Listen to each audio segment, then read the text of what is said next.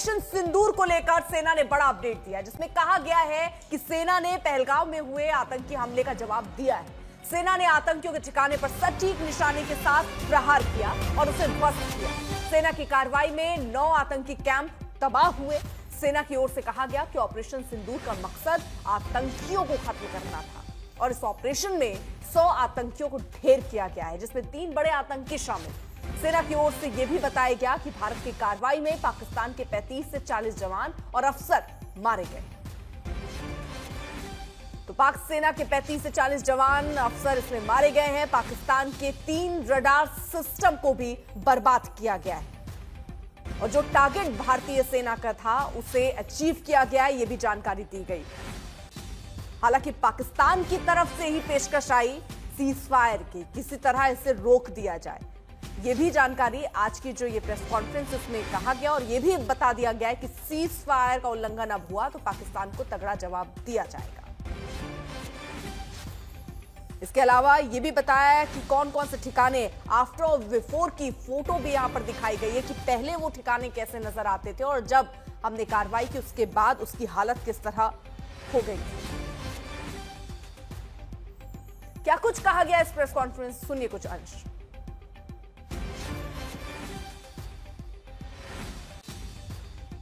Some of the airfields and dumps saw repeated attacks in waves from the air. All were thwarted.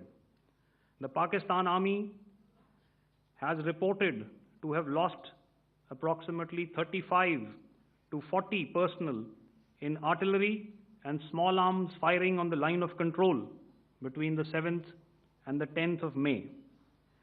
What the other side had probably also not reckoned with was the speedy and precise turnaround and hit back by the Indian Air Force. अगर खुदा न खास्ता अगला terror attack किसी भी तरह का होता है तो क्या उसे एक्ट ऑफ वॉर में हमारी तरफ से लिया जाएगा और उसका क्या माकूल जवाब दिया जा सकता है?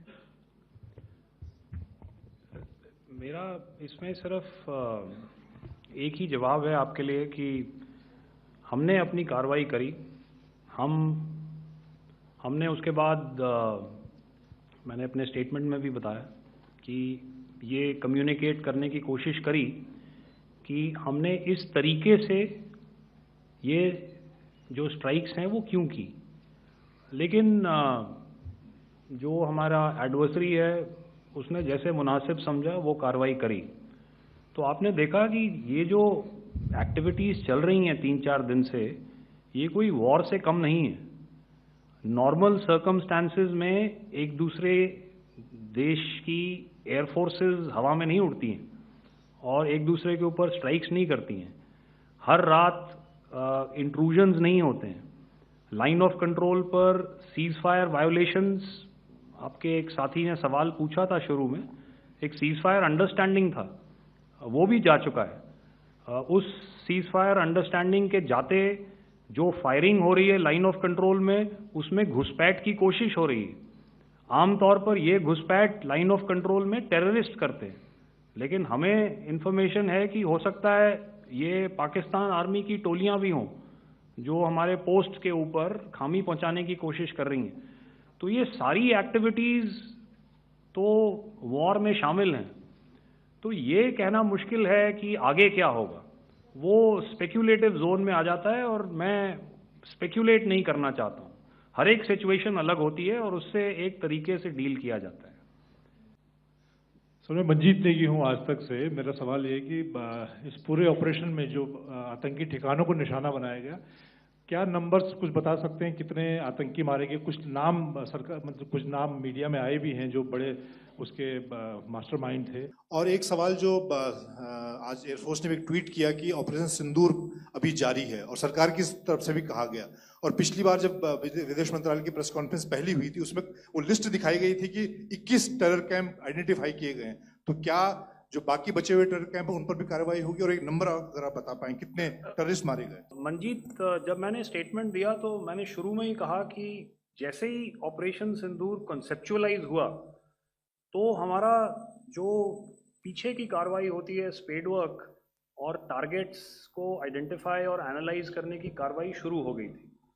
मैंने जब स्टेटमेंट दिया तो मैंने बताया कि बहुत सारे थे हमने 21 दिखाए होंगे, और भी हैं, लेकिन वो लिस्ट फिल्टर करते करते 21 तक पहुंची। अब क्या आगे एंगेज किए जाएंगे? अगर ज़रूरत पड़ेगी तो ज़रूर एंगेज किए जाएंगे, लेकिन मैंने बताया कि इस समय जो इंट एजेंसीज ने हमें बताया कि फलाने कैंप में प्रेजेंस है, हमने उनको एंगेज किया। कुछ नाम मैंने लिए, कुछ नाम अभी पुख्ता किए जा रहे हैं। मैंने आपको बताया कि जो इंट एजेंसीज ने अभी तक असेसमेंट किया है उसमें उन्होंने कहा है कि तकरीबन 100 से ज़्यादा मारे गए हैं।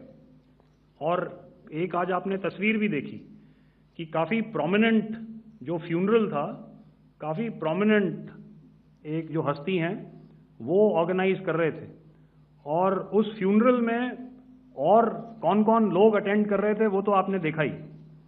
तो आप लोग सब समझदार हैं, और मुझे ये कहने की ज़रूरत नहीं है कि इन लोगों को कहाँ से सपोर्ट मिल रहा है। अगर नहीं मिल रहा होता तो ऑपरेशन सिंदूर नहीं होता, तो उसी की वजह से है ये ऑपरेशन। तो मेरे ख्याल से मैंने आपके सारे सवालों का जवाब दे दिया।